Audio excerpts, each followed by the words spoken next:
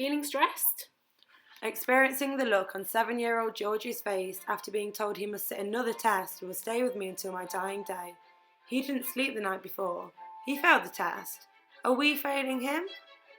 Over the past 50 years, anxiety in children has been rising steadily, yet funding for services to childhood mental health care was cut by 35 million last year.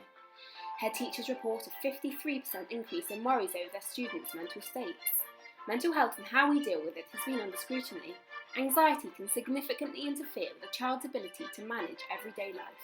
Do we currently cater fairly for these children? Like all barriers to learning, they can be removed with a little intervention, but these interventions are rare. Are the social and emotional needs of our students treated with the same gravitas as other aspects of the SEN Code of Practice?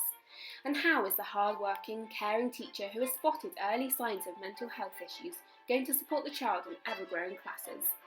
The iceberg model shows, hidden under the surface, are a vast array of emotional contributors that manifest in our outward behaviours. These are intricate and individual to each of us, and often invisible. Are we fully inclusive if we are in the dark about issues pertaining to our students' emotional well-being?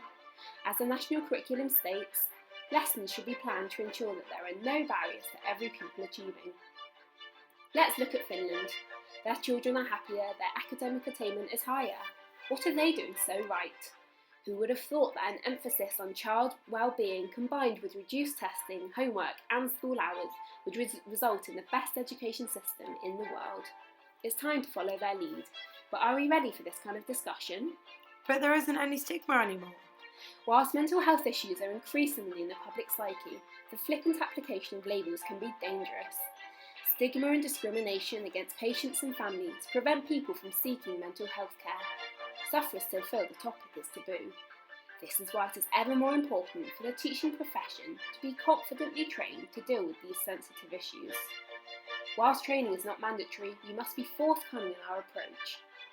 Have you had sufficient training? One avenue to promote healthy discussion on mental health and to break down barriers may lie in the non-statutory PSHE curriculum. With this subject at the head teacher's discretion, does postcode effectively determine how far this subject remains in the shadows? Does inclusivity for mental health range drastically across the board when schools are not unified in their approach? Will this worsen if all schools are to become academies? Why is it that in 2016, when mental health figures are drastically increasing, is PSHE not a critical and mandatory part of our curriculum? So what can we do? Our most powerful weapon against this epidemic is unity and understanding.